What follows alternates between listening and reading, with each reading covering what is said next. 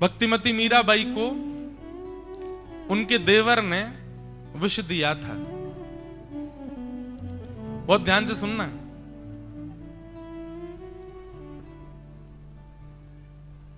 एक वैद्य को बुलाया था देवर ने और उस वैद्य से कहा कि तुम जितना भयानक विष बना सको उतना भयानक विष बनाओ। ये मीरा के मुख के पास पहुंचे, उसकी जीभ पर प्रथम बिंदु पड़ते ही प्राण निकल जाएं, इतना भयानक विष बनाओ। तो एक वैद्य आया, उसने बेचारे ने हाथ पांव तो जोड़े, बोले ऐसा क्यों करवा रहे हो, लेकिन बहुत प्रकोप था उसका मीराबाई के देवर का। तो मान करके उसने वो विष का जो था एक पात्र बना दिया और बना करके मीराबाई की जो ननद थी उनको भाई ने भेजा, बोले जाओ जाके मीराबाई को पिला दो कैसे भी। जा करके मीराबाई के सन्मुख रख दिया। बोले क्या है, तो झूठ बता दिया, पास के ठाकुर का अभी अभिषेक हुआ, नई नई प्रतिमा है ना, इसलिए काला काला उसमें से छूट गया है, तो ये विष ये चरणामृत है, ये पंचामृत है, उनके पूरे अंग का अभिषेक है। मीराबाई पान कर गई। इसी कलिकाल में भक्तिमती मीराबाई ने कालकूट विष पान किया, ऐसा विष कि एक बिंदु जीभ पर चली जाए, कंठ से नीचे जाने तक का तो अवकाश मिलेगा ही नहीं, वहीं प्राण निकल जाएंगे। मीराबाई पूरा विष का पात्र पी गई और खूब नाची, खूब ठाकुर जी के आगे नृत्य किया, खूब पद गाए। उस दिन तो और दिन से ज्यादा भाव आ गया मीराबाई के अंदर। मेरे श्याम सुंदर का चरणामृत देख करके दोनों देवर और ननद आश्चर्यचकित हो गए, बोले ये कैसे बच गई। उस पात्र को लेकर के गए, उसमें एक दो बूंद बचा था, बोले उस वैद्य को बुलाओ। वैद्य लौट करके आया, बोले तुमने हमको मूर्ख समझ रखा है, तुम विष बता करके और ये क्या दिया, कुछ नहीं हुआ मीराबाई। बोले महाराज मैं मान ही नहीं सकता, ये इतना भयावह विष है कि इसकी एक बिंदु यदि कुंटलों जल में डाल करके पिला दी जाए किसी को, तो उस पूरा जल भी विष युक्त हो जाएगा। बोले मीराबाई को कुछ नहीं हुआ, अब तू एक काम कर, इसमें एक दो बूंद बचा, इसको तू चाट, अगर तुझे कुछ हुआ तो मानेंगे कि ये ठीक था, और तुझे कुछ नहीं हुआ तो फिर तुमको पकड़ करके जेल में डालेंगे। वैद्य बोला दोनों तरफ से मेरी तो मृत्यु है, अगर ये सच नहीं निकला तो आप जेल में डाल देने वाले हो, और अगर ये सत्य निकला तो मैं कौन सा देखने को बचूंगा कि हाँ सत्य था मेरे हाथ का बना विष। राणा खड़ा हो गया मुख के ऊपर, बोले पीना तो तुझे पड़ेगा।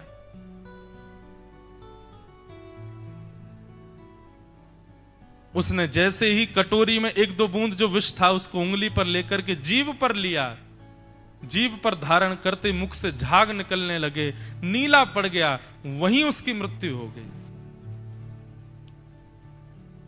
महाराज ये दृश्य देखते ही मीराबाई की ननद तो उसी क्षण दौड़ करके गई और मीराबाई के चरणों में गिर गई, बोले भाभी मां मुझे क्षमा कर दो। उसे विश्वास हो गया कि मीराबाई की भक्ति सामान्य नहीं है, साधारण नहीं है। उसी क्षण शरणागति ग्रहण कर ली। लेकिन राणा अभी भी नहीं माना था।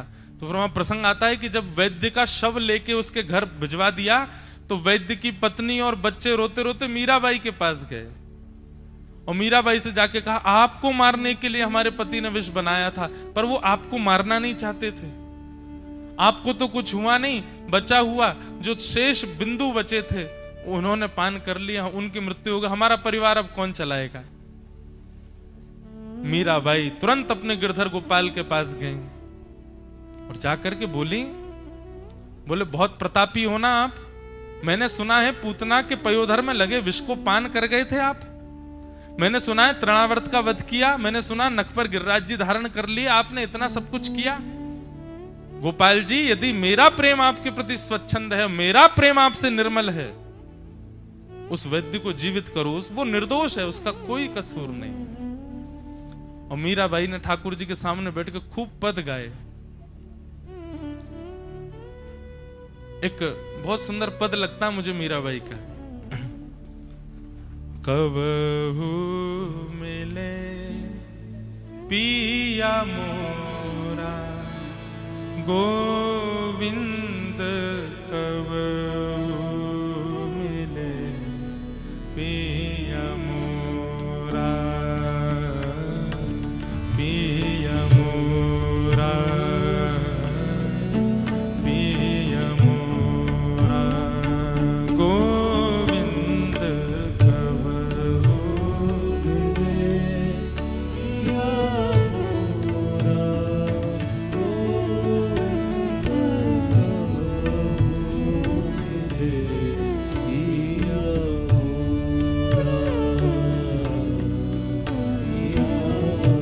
लोग गाओ मेरे साथ। कब मिले पिया मोरा गोविंद, कब मिले पिया मोरा गोविंद, कब मिले पिया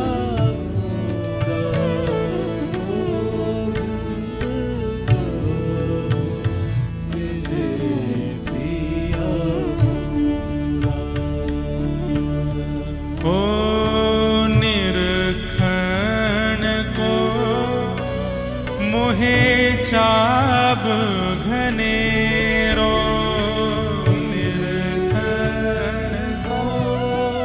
निरखण मतलब देखना,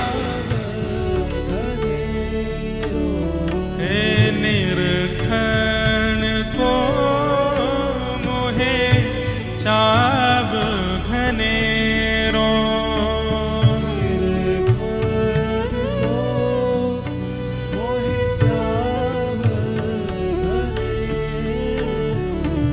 राखूं नैना नेरा गोविंद, राखूं नैना नेरा गोविंद, कब मिले पिया मोरा,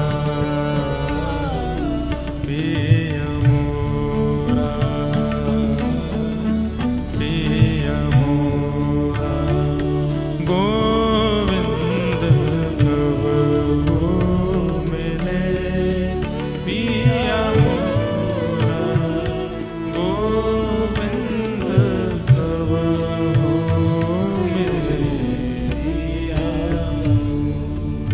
प्यारे गिरधर लाल की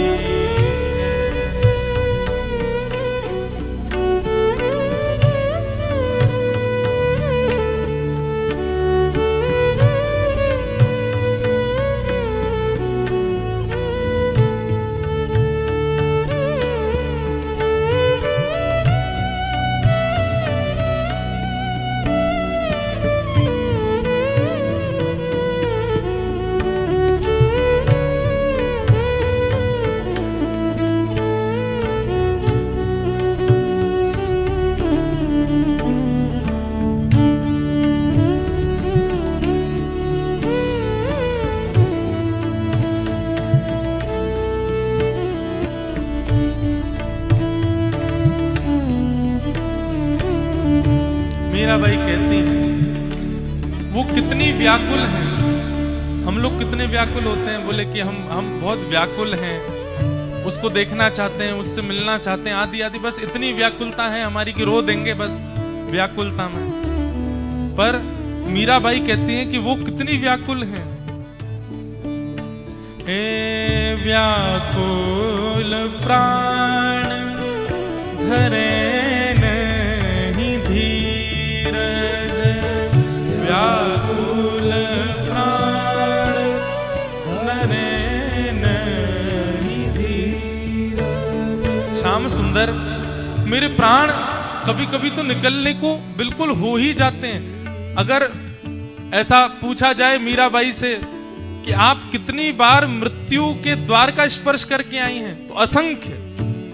कितनी बार मीराबाई ने बैठे बैठे प्राण त्यागने की इच्छा रखी है, पर कंठ तक प्राण आकर के पुनः आ जाते हैं वापस। और प्राण त्यागने का कोई और औचित्य नहीं, बस कृष्ण विरह। व्याकुल प्राण धरे नहीं धीरज, व्याकुल प्राण धरे नहीं धीरज। कब देखूं मुख तोरा गोविंद, कब देखूं मुख तोरा गोविंद,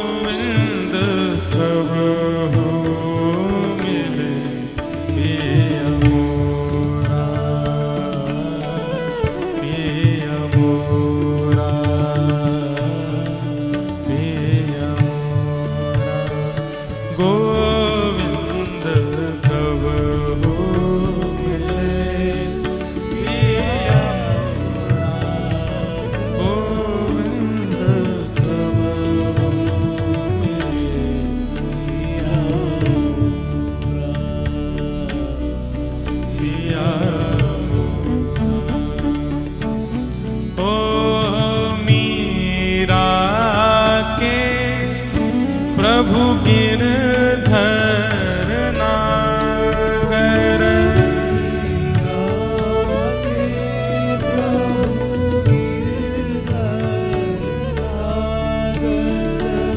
मीरा के प्रभु गिरधर नागर।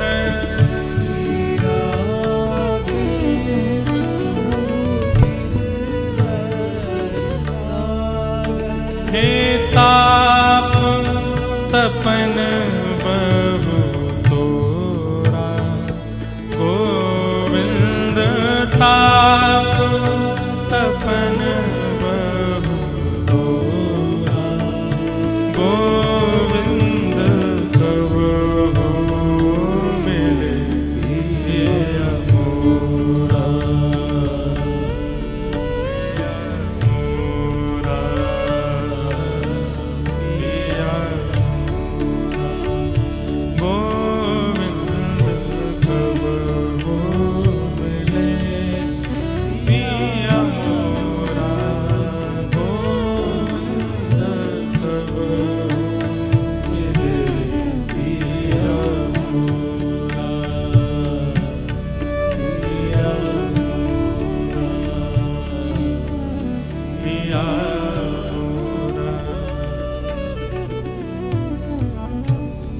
रात भर मीराबाई गोपाल जी के आगे बैठे बैठे कीर्तन गाती रही, पद गाती रही, और कहीं श्याम सुंदर वो निर्दोष हैं,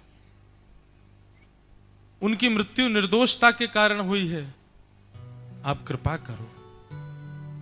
रात भर गाती रही मीराबाई, और जब गायन कर रही थी, सुबह सुबह ब्रह्म मुहूर्त में ही उस वैद्य की पत्नी दौड़ी दौड़ी मीराबाई के पास आई और चरणों में आकर के लेट गई। क्यों? कालकूट विष के कारण जिसका शव तक नीला पड़ गया था, वो पति कुछ देर पहले ही उठ के बैठ गया, बिल्कुल स्वस्थ हो गया, उसके विष का प्रभाव सब खत्म। मीराबाई की भक्ति का ऐसा प्रभाव, ये कोई चमत्कार नहीं था बंधुओं, ये मीराबाई ने चमत्कार नहीं किया है, ठाकुर जी कृपा करते हैं, ठाकुर जी अनुग्रह करते हैं। भक्त कभी चमत्कार नहीं करता, भक्त तो केवल प्रेम भाव भक्ति करता है, ठाकुर जी फिर उसके भाव से प्रसन्न होकर कुछ ना कुछ कर देते हैं। ऐसी मीराबाई, ऐसी श्री प्रहलाद जी विष पी गए और पान कर गए इस विश्वास से कि ठाकुर जी का चरणामृत है, कुछ नहीं हुआ।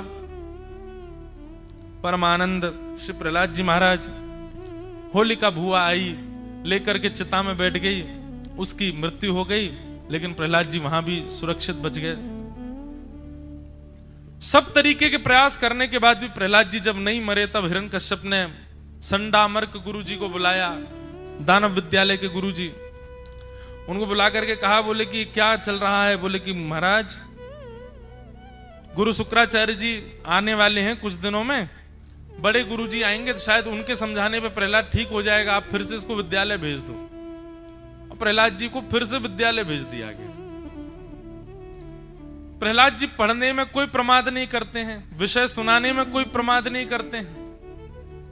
गुरुदेव सबको दंड देते हैं, लेकिन प्रहलाद को दंड देने का कोई कारण ही नहीं होता। क्यों?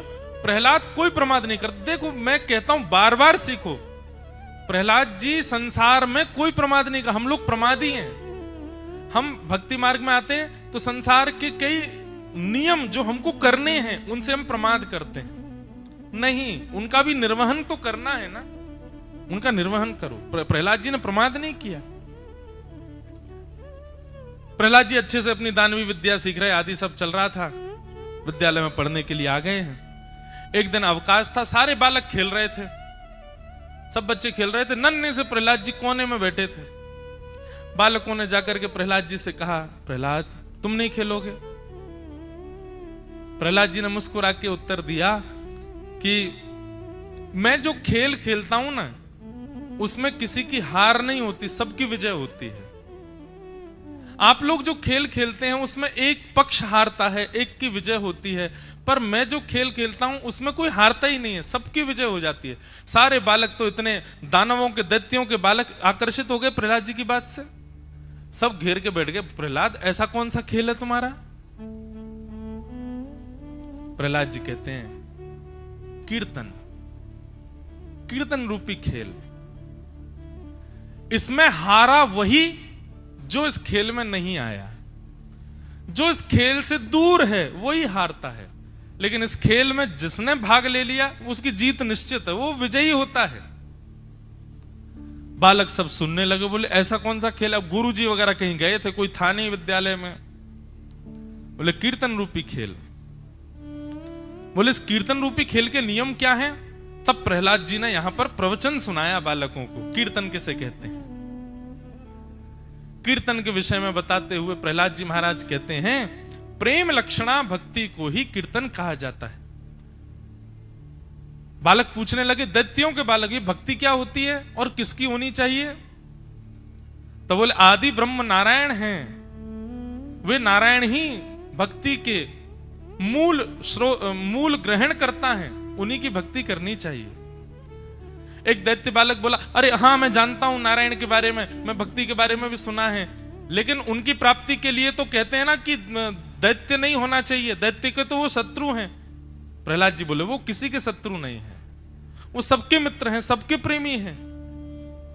वृत्रासुर असुर था, ठाकुर जी की स्तुति गाई, उसने प्राप्त कर लिया। वो किसी के शत्रु नहीं है, वो सबके मित्र हैं, सबके शत्रु। ये हम दैत्यों को भी वही बनाते हैं। एक दैत्य बालक बोला, बोले भाई दैत्य कुल में जन्म लेने के बाद सब चीज ग्रहण कर सकते हो, लेकिन भक्ति तुम्हारे चित्त में नहीं आएगी, ये ऐसा मैंने सुना है। प्रहलाद जी महाराज कहते हैं कि न दानम न तपो निज्य न शौचम न व्रतानि च प्रीयते मलया भक्त्या हरिरन्य विडंबनम। अरे तुमसे किसने कही ये बात? प्रहलाद जी स्पष्ट कह रहे हैं, बोले मैं पत्थर पर लिख करके दे रहा हूं, न दानम, दान से भगवान नहीं मिलेंगे, न तपो, न तप से भगवान मिलेंगे, न यज्ञ यानी कि यज्ञ करते रहो, पूरा जीवन यज्ञ में निकाल दो, ठाकुर जी नहीं मिलेंगे, न शौच्यम, 3 बार स्नान करने से भी भगवान नहीं मिलेंगे, न व्रतानि च, हफ्ते में 3-4 दिन तक व्रत रखो, ठाकुर जी नहीं मिलेंगे, महीना में 15 दिन व्रत रखो, ठाकुर जी नहीं मिल सकते। लेकिन आप जप नहीं कर पाते, यज्ञ नहीं कर पाते, व्रत नहीं कर पाते, नियम नहीं कर पाते, लेकिन प्रियते मलया भक्त्या, निर्मल भक्ति करते हो चित्त में, तो आपको अन्य साधनों को करने की आवश्यकता ही नहीं है, क्योंकि अन्य साधन केवल साधन हैं, उनसे साध्य की प्राप्ति नहीं होती। साध्य की प्राप्ति तो केवल और केवल भक्ति से ही होती है, और वह भी प्रेम लक्षणा भक्ति, प्रियते मलया भक्त्या, निर्मल भक्ति, अमल भक्ति। प्रहलाद जी कहते हैं जो अमल भक्ति नहीं करता है, कुछ भी कर ले ठाकुर जी नहीं मिलेंगे, लेकिन कुछ ना करे, केवल निर्मल भक्ति करे, केवल प्रेम भक्ति करे, ठाकुर जी को वो सबसे ज्यादा प्रिय है। एक बालक कहने लगा, हम लोग तो बालक हैं ना, वो बालकों को थोड़ी मिलते हैं, वो तो बड़े बुजुर्ग दाढ़ी वाले महात्माओं को मिलते हैं भगवान। प्रहलाद जी बोले ये सबसे बड़ी भूल है यदि ऐसा सोच रहे हो तो, कि कौमाराचरेत प्राज्ञो धर्मान भागवतान इह दुर्लभम मानुषम जन्म तदप्य ध्रुवमर्थदम। इतना सुंदर श्लोक है ये आज के सब बालकों को, सब माता पिता को, सब गुरुजनों को याद करवाना चाहिए, एक दूसरे को बताना चाहिए। श्री प्रहलाद जी महाराज कहते हैं, दूसरी पंक्ति पहले पढ़ें, दुर्लभम मानुषम जन्म। सबसे पहली बात, ये मानुष जन्म बहुत दुर्लभ है, बड़ी मुश्किल से 33 कोटि 84 लाख योनियों में भटकने के बाद मानव बनते हम लोग, और मानव बनने के बाद भी ये सुलभ हो जाए शरीर, उसके बाद भी कोई पता नहीं है कब तक है हमारे पास, अगला क्षण भी अंतिम हो सकता है। आज कथा चल रही है, कल की कथा हो भी पाएगी कि नहीं, कोई गारंटी तो नहीं दे सकता मैं। कहा जाने या श्वास की आवन होए ना होए, श्री ध्रुव जी, प्रहलाद जी महाराज कहते हैं पहला तो इतनी मेहनत मशक्कत करने के बाद ये मानव तन मिलता है, और मानव तन मिलने के बाद भी इसका क्षण भर का भी नहीं पता कब नष्ट हो जाए। उसके लिए भी हमने बुढ़ापा सोच के रखा है ठाकुर जी को भजने के लिए। अरे नहीं, दैत्य बालक बोले तो फिर कब भजना चाहिए भगवान को? तब प्रहलाद जी कहते हैं कौमार आचरित प्राज्ञो, कुमार अवस्था, 8 वर्ष के पश्चात की अवस्था कुमार अवस्था होने लग जाती है। 8 वर्ष से पहले तक पौगंड अवस्था होती है, उसके बाद कुमार अवस्था प्रारंभ हो जाती है।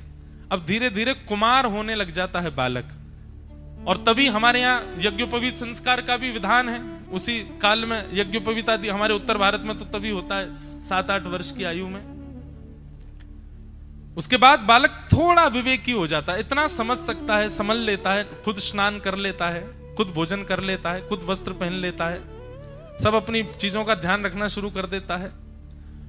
जब आत्मनिर्भर धीरे धीरे होने लग जाए तो समझो कुमार अवस्था प्रारंभ है, और तभी से ही उसमें भक्ति का बीजारोपण होना चाहिए। उसमें भक्ति भाव प्रकट होना चाहिए। प्रहलाद जी महाराज कह रहे हैं भक्ति 55 का विषय नहीं है, भक्ति बचपन का विषय। बचपन से करो। मैं कहता हूं बचपन से भक्ति करोगे तो 55 की आयु तक ठाकुर जी मिल जरूर जाएंगे, और शुरुआती 55 में करिए तो फिर शमशान में मिलेंगे भगवान आके। शमशान में जब राख वाख जल जाएंगी सबरी, फिर वो आपके बालक उन राखों को लेकर गंगा जी में प्रवाहित करेंगे। गंगा जी से वो जाकर के जो है गंगा सागर में मिलेंगी, और सागर से फिर वो कभी जाकर के क्षीर सागर में मिलेंगी, और क्षीर सागर में भी कभी कोई कछुआ उछुआ लेकर के मुंह में उस राख के किसी कण को ठाकुर जी के चरणों के आसपास घूम आएगा। वर्षों का विधान है, तब जाकर के ठाकुर जी मिलेंगे। भक्ति तो बचपन से करो।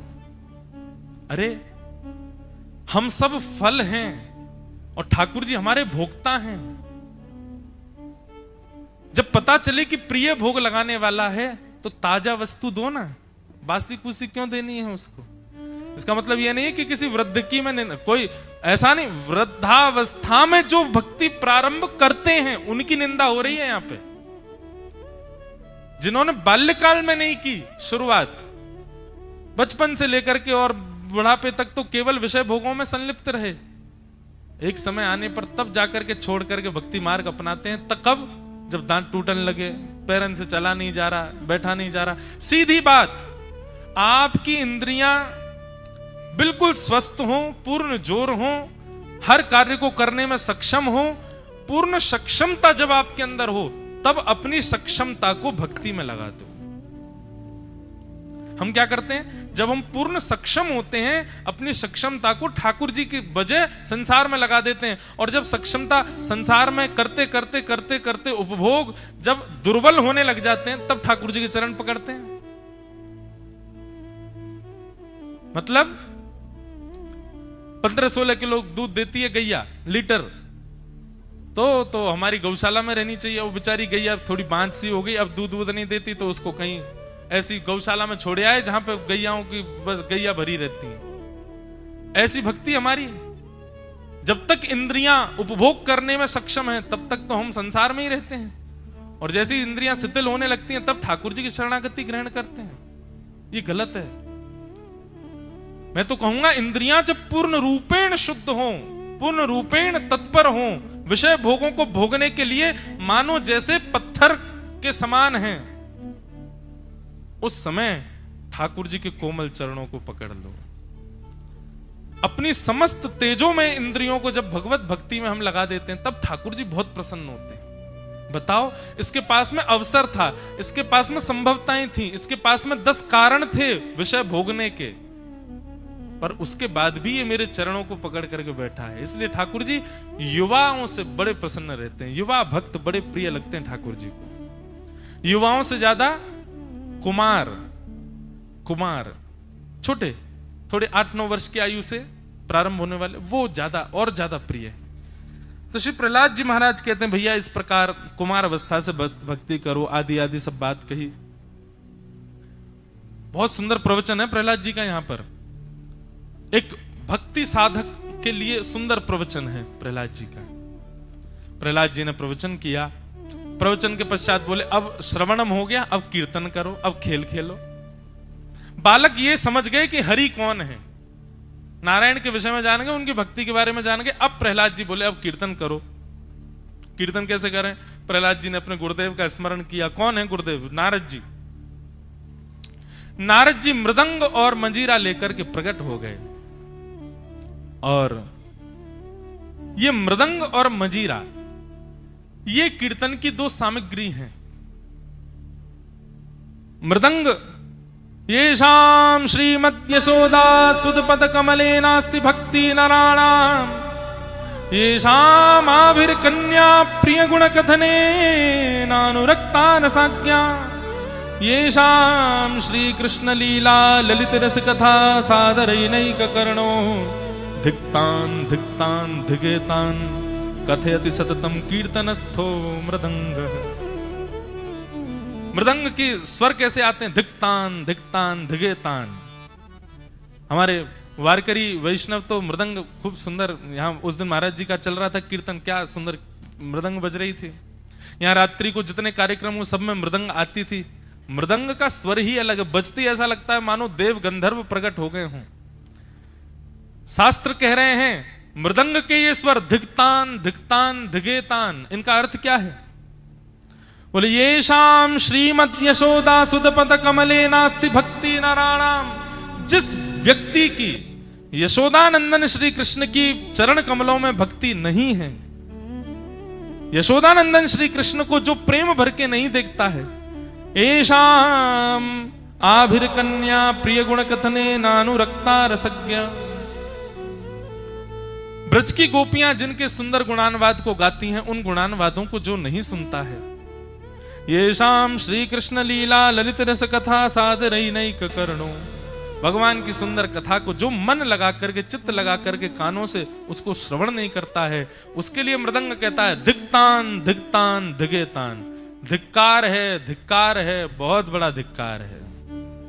अरे भैया तुम काय को जी रहे हो? तुम्हारा जीवित रहना ही व्यर्थ के समान है। क्यों जी रहे हो? तुम कृष्ण से प्रेम नहीं करते। धिक्तान धिक्तान धिगेतान। तो ये पहली सामग्री है कीर्तन की, मृदंग, और दूसरी सामग्री मंजीरा, वो भी यहां खूब बजता है। मंजीरा अगर कंटिन्यूसली बोलो तो अपने आप राम जी बोलता है। मंजीरा बोलो सब लोग, मजीरा मजीरा मजीरा मजी राम जी राम जी राम जी राम जी राम जी राम जी राम जी। मजीरा बोलो, अपने आप राम जी हो जाएगा। मजीरा मजी राम जी राम जी राम जी राम जी राम जी राम जी राम जी। मजीरा बोलने लग जाओगे 10-5 बार ही राम जी निकलता है। इसलिए ये दोनों ही कीर्तन करते हैं, स्वयं भी बजते नहीं हैं, इसलिए दोनों कीर्तन की सामग्री है। ऐसे ही मीरा गोपाल बोलते जाओ तो अपने आप मेरा गोपाल आ जाएगा। मीरा गोपाल। तो ये दो सामग्री लेकर के नारद जी प्रकट हो गए। प्रकट होते ही नारद जी ने सब सामग्री सब वैष्णव बालकों को वहां पर प्रदान करवा दी। हाथ में लेकर के सब सामग्रियों को, और सब बालक, प्रहलाद जी मध्यस्थ खड़े हैं, चारों तरफ बालक खड़े हैं। प्रहलाद जी तान छेड़ते हैं, करताल बजाते हैं, मजीरा बजाते हैं, और जहां की तरफ उछलते हैं सब बालक वहीं की तरफ उछलते हैं। जैसे प्रहलाद जी बैठ जाते हैं सब बालक बैठ जाते हैं। प्रहलाद जी घूम जाते हैं सब बालक घूम जाते हैं। आहा, हिरण्यकश्यप के राज्य के सब दानवों के बालकों को भक्त बना दिया प्रहलाद जी ने। भक्त का यह स्वरूप होना चाहिए। बंधुओं, आधा नींबू काट के 5 किलो दूध में निचोड़ दो, क्या करेगा? फाड़ देगा पूरे को। क्या कर देगा? उसको पनीर बना देगा। अब दूध का मूल्य ज्यादा होता है कि पनीर का मूल्य ज्यादा होता है? पनीर का मूल्य होता है। नींबू के समान भक्त को होना चाहिए, जिससे मिले उसको और श्रेष्ठ बना दे, भक्ति युक्त कर दे, ज्ञान युक्त कर दे। ऐसा भक्त का स्वरूप होना चाहिए। ये श्री प्रहलाद जी से सीखा। प्रहलाद जी महाराज ने सबको भक्त बना दिया। सारे बालक भक्त हो गए।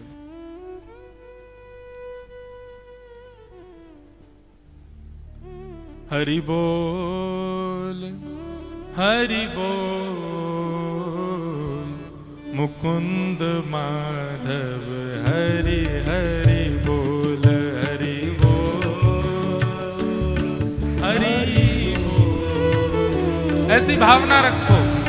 श्री प्रहलाद जी महाराज करताल लेकर के गा रहे हैं, हम सब उनके साथ गा रहे हैं, हम सब भी श्री नृसिंह भगवान के दर्शन को अग्रसित हो रहे हैं। हरि बोल हरि बोल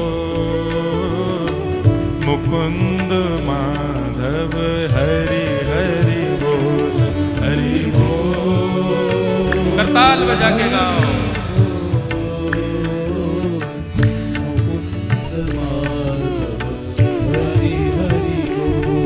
हरि बोल हरि बोल मुकुंद माधव हरि हरि बोल हरि बोल हरि हरि बोल हरि बोल मुकुंद माधव हरि हरि बोल हरि बोल हरि बोल मुकुंद माधव हरि हरि बोल हरि बोल हरि बोल मुकुंद माधव हरि हरि बोल हरि बोल हरि बोल मुकुंद माधव हरि हरि बोल हरि बोल हरि बोल मुकुंद माधव हरि हरि बोल हरि बोल हरि बोल मुकुंद माधव हरि हरि बोल हे हरि बोल हरि बोल मुकुंद माधव हरि हरि बोल हरि बोल हरि बोल मुकुंद माधव हरि हरि। एक दिन हमारे महाराज जी ने एक प्रश्न किया था 2-3 दिन पहले मुझसे कि जय जय श्री राधे में आप लोग हाथ क्यों उठाते हो। मुझे आज याद आया महाराज जी का प्रश्न। महाराज जी, हमारे वृंदावन का रीति है केवल जय जय श्री राधे नहीं, हरि बोल बोलो, कुछ भी बोलो, हाथ उठा के बोलो। क्यों? उसका भाव 2-3 भाव हैं। पहला भाव तो ये है कि हम अपनी उपस्थिति करवा रहे हैं, अपनी अटेंडेंस लगवा रहे हैं, हाजिरी लगवा रहे हैं। हम सत्संग में आए हैं, हम कथा में आए हैं, यहाँ पर अध्यापक के रूप में मैं बैठा हूं, प्रधान अध्यापकों के रूप में 4 यहाँ पर हमारे गुरुजन बैठे हैं। लेकिन इस पूरे सत्संग की प्रधानाचार्य तो श्री जी हैं, किशोरी जी हैं। उनके पास में लिस्ट जानी चाहिए कौन कौन उपस्थित था कि नहीं। अब सबसे तो मिलेंगी नहीं, सबको तो देखेंगी नहीं, इतनी व्यस्त हैं। तो उनको दूर से केवल हाथ देख लेती हैं। तो इसलिए ऐसा कहा जाता है कि जब भी जय जय श्री राधे बोला जाए तो श्री जी उस समय दृष्टिपात करती हैं, या ठाकुर जी उस समय देखते हैं कौन कौन की भुजा खड़ी, मतलब वो उपस्थित है, उसकी अटेंडेंस लग जाती है। तो इसलिए जय जय श्री राधे दोनों भुजा उठाते हैं सब लोग। पहला भाव। दूसरा भाव, जय जय श्री राधे बोलते समय हम हाथ इसलिए उठाते हैं, ये संसार एक भवसागर है और उसमें हम सब डूब रहे हैं। डूबने वाले को मदद मांगने के लिए हाथ फड़फड़ाने पड़ते हैं अपने। और कोई डूब रहा हो उस समय भी अपने मान सम्मान का विचार करे, अरे मैं क्यों हाथ ऊपर करूं अपने, तो फिर डूब ही जाएगा। डूबने वाले को हाथ फड़फड़ाने पड़ते हैं, अगर कोई बाहर होगा तो मेरी रक्षा करेगा। इस भवसागर में कोई बाहर नहीं है, केवल 2 ही बाहर हैं, ठाकुर जी और किशोरी जी। इसलिए जब भी कीर्तन हो, जब भी जय जय श्री राधे बोले तो भुजा उठाओ, मानो श्री जी को दिख जाए, अरे कोई डूबता हुआ हाथ ऊपर कर रहा है, कह रहा है कि मेरी रक्षा करो, मुझे बचाओ, तो श्री जी आके उसको निकाल लेते हैं। दूसरा भाव। तीसरा भाव, जब कोई कीर्तन होता है, जय जय श्री राधे बोलते हैं, तो दोनों भुजा उठा करके, मानो जिस प्रकार एक नन्हा बालक वो जब नया नया चलना सीखता है तो थक जाता है, वो दूर से ही अपने पिता को देख के हाथ उठा लेता, मुझे गोदी में लो, मुझसे चला ही नहीं जा रहा, मैं चलने लायक नहीं हूं नाथ, मुझे उठाओ। इसलिए जय जय श्री राधे बोलते समय हम गोद मांगते हैं श्री जी से, हे किशोरी जी अपनी गोद में बैठा लो हमें, हम पे चलो ना जा रो नीचे। इसलिए तीसरा भाव, इसलिए हम लोग अपनी भुजा उठाते हैं। और चौथा भाव, जय जय श्री राधे बोलते समय भुजा इसलिए उठाते हैं, मानो एक भुजा श्याम सुंदर, दूसरी भुजा किशोरी जी दोनों धारण कर लें और हमको बढ़िया नृत्य करावें, इस भव सागर से पार करावें, दोनों हमारे हाथ पकड़ करके नृत्य कर रहे हैं, इस भाव से हम भुजा उठाते हैं। महाप्रभु श्री चैतन्य महाप्रभु तो कहते हैं कीर्तन ऐसा करके, ऐसे बैठ के करना दोष है, ऐसे बैठ के करना ही नहीं चाहिए। तो बोले उत्तान नृत्य करो, और नृत्य करते हुए किसी को दिखाने के लिए नहीं, नेत्र बंद कर लो, अपने हृदय में भाव साम्राज्य में ठाकुर जी को बैठाओ, और बैठा करके खूब महाराज उछल उछल करके नृत्य करो। और नहीं नृत्य कर सकते तो दोनों भुजाएं उठा करके गाओ, हरि बोल हरि बोल हरि बोल हरि बोल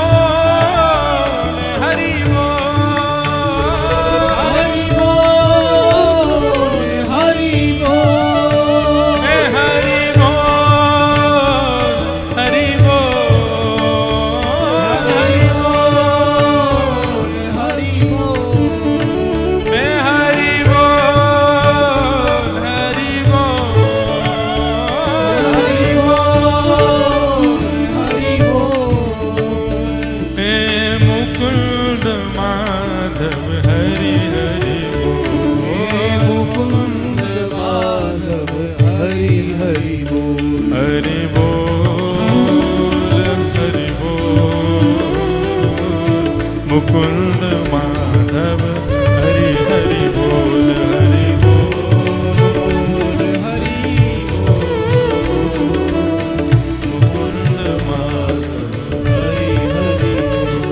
हिरण्यकश्यप के कानों तक स्वर जाने लगा, क्रोध में भर करके अपनी तलवार अपनी गदा को ढूंढने लगा। सैनिकों ने कहा आप नाराज मत होइए महाराज, हम लोग जाते हैं, हम मंत्री के साथ में जाते हैं, अभी प्रहलाद को पकड़ करके लाते हैं, वही कीर्तन कर रहा है। बोले आज इसको पकड़ के लाओ, इसका वध मैं ही करूंगा, जल्दी जाओ। मंत्री महामंत्री सेनापति तीनों गए और साथ में 10-15 सैनिकों को लेकर के गए प्रहलाद को पकड़ने।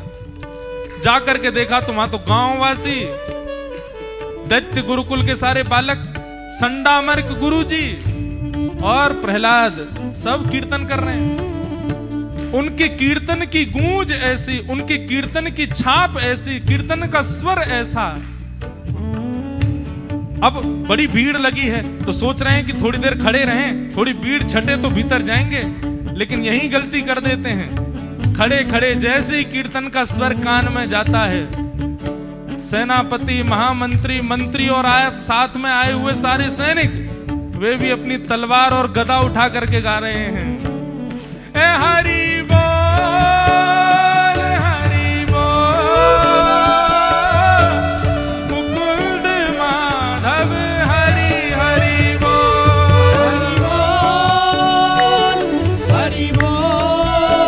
कोई रह ना जाए, सब गाओ माधव हरि हरि बोल, हरि बोल हरि बोल मुकुंद माधव हरि हरि बोल, हरि बोल हरि बोल मुकुंद माधव हरि हरि बोल। सेनापति महामंत्री लौट करके नहीं आए, हिरण्यकश्यप व्याकुल है, कहां रह गए? अपनी सेना को पूरी को भेज देता, साफ जाओ राजमहल से, और सुनो, संडा मर्क गुरुजी सहित सारे बालक प्रहलाद सबको पकड़ करके लाओ, आज सबका वध करूंगा मैं। अपनी पूरी सेना को भेज दिया, जाओ जाकर के लेकर के आओ। और पूरी सेना पहुंची। सेना ने जैसे ही जाकर के उन सब कीर्तनियों का संपर्क किया, सब सेना के लोग भी गा रहे हैं, ए हरि बोल, हरि बोल, मुकुंद माधव, हरि हरि बोल, हरि बोल, हरि बोल, मुकुंद माधव, हरि हरि बोल, ए हरि बोल, हरि बोल,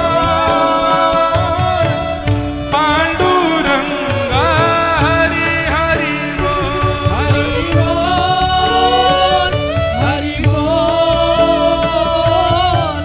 पांडुरंग, हरि हरि बोल, माझा पांडुरंग, हरि हरि बोल, माझा पांडुरंग, हरि हरि बोल, हे माझा पंढरीनाथ, हरि हरि बोल, पंढरीनाथ, हरि हरि बोल, हे माझा अवधूत दत्त, हरि हरि बोल, माझा अवधूत दत्त, हरि हरि बोल, हे माझा अवधूत दत्त, हरि हरि बोल, अवधूत दत्त, हरि हरि बोल, हे माझा अवधूत दत्त, हरि हरि बोल, अवधूत दत्त, हरि हरि बोल, हे माझा पंढरीनाथ,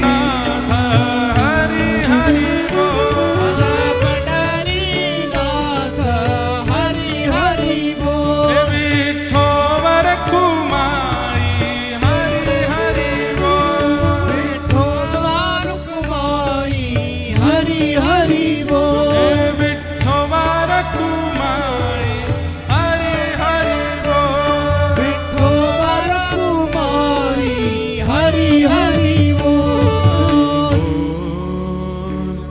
हरि बोल, मुकुंद माधव, हरि हरि बोल। जय जय श्री राधे, अवधूत चिंतन श्री गुरुदेव दत्त।